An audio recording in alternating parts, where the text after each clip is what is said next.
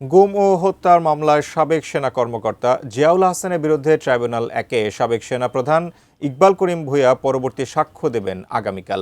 আজ প্রথম দিনে তিনি তার জবানবন্দিতে কি বলেছেন তার বিস্তারিত জানাতে ব্রিফিং করছেন চিফ প্রসিকিউটর মোহাম্মদ তাজুল ইসলাম। আমরা সরাসরি চলে যাচ্ছি সেখানে। প্রসিকিউশনের পক্ষে একজন সাক্ষী হিসাবে জবানবন্দি প্রদান করেছেন।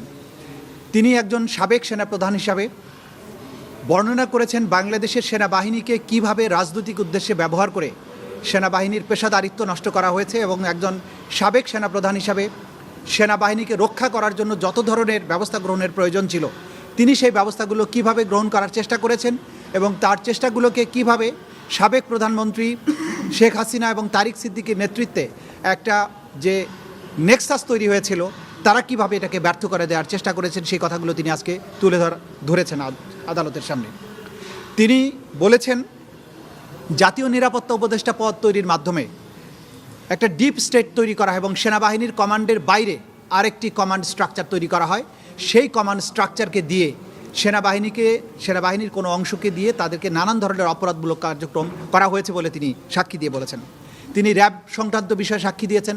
তিনি বলেছেন যে আমরা পেশাদার সৈনিকদেরকে র্যাবে পাঠাতাম এবং তারা পেশাদার খুনি হয়ে র্যাবে আবার ব্যাক করতো এবং তিনি এই সব অফিসারদেরকে সামরিক বাহিনীর অফিসারদেরকে র্যাবে পাঠানোর ব্যাপারে ঘোরতর আপত্তি জানিয়েছিলেন এবং তিনি মনে করেন যে সেনাবাহিনীকে ট্রেনিং দেওয়া হয়েছে শত্রুর মোকাবেলা করার জন্য, শত্রুর সাথে তার পেশাদারিত্বে দেখিয়ে শত্রুকে হত্যা করার যে ট্রেনিং তাকে যদি সিভিল অ্যাডমিনিস্ট্রেশনের মাঝখানে এনে সেট করা হয় তাহলে মিলিটারি ট্রেনিং পাওয়া একজন অফিসার সিভিল প্রশাসনের ক্ষেত্রে তার যে একটা সমস্যা হবে সেটা তিনি আদালতে তার বক্তব্যের মধ্যে দিয়ে তুলে ধরেছেন এবং র্যাপিড অ্যাকশন ব্যাটালিয়ানে আর্মি অফিসারদেরকে পাঠানোর মাধ্যমে যে ক্ষতি হয়েছে সেনাবাহিনীর সে বিষয়টা তিনি তুলে ধরেছেন। সর্বোপরি তিনি আজকে যার বিরুদ্ধে সাক্ষী দিতে এসেছিলেন সেই জিয়াউল হাসান, যিনি সেই সময়ে কর্নেল জিয়া নামে পরিচিত ছিলেন, তিনি কিভাবে মানুষ হত্যা করেছেন, র্যাবে গিয়ে তার মানুষ হত্যার ব্যাপারে তার যে ব্যাপক সুনাম ছড়িয়ে পড়ে, অর্থাৎ র্যাবে গিয়ে তিনি গুমপূর্বক মানুষ হত্যা করার ব্যাপারে যে তার দক্ষতা এবং বেপরোয়া মনোভাব ছিল সেটির বিষয়ে তিনি আদালতে বলেছেন। তিনি তাকে নিবৃত্ত করার জন্য দুজন অফিসারকে অর্থাৎ commandant military security unit army security unit এবং আরেকজন হচ্ছেন ডিএমআই, দুজনকে পাঠানো হয়েছিল জিয়াউল হাসানকে বোঝানোর জন্য এই জাতীয় মানুষ হত্যার কাজ যেন সে না করে এর থেকে বিরত থাকে। কিন্তু তারা দুজন জিয়াউল হাসানের সাথে তাদের সাক্ষাতের পরে সেনাপ্রধানকে যে রিপোর্টটা দিয়েছিলেন যে এই লোকটি অর্থাৎ জিয়াউল হাসানের মাথায় ইট এবং পাথর দিয়ে ঠাসা, তাকে কোনো যুক্তি বোঝানো যায় না। এর মধ্য দিয়ে একজন অপরাধীর কি মনস্তত্ত্ব সেটি তিনি এখানে তুলে ধরার চেষ্টা করেছেন।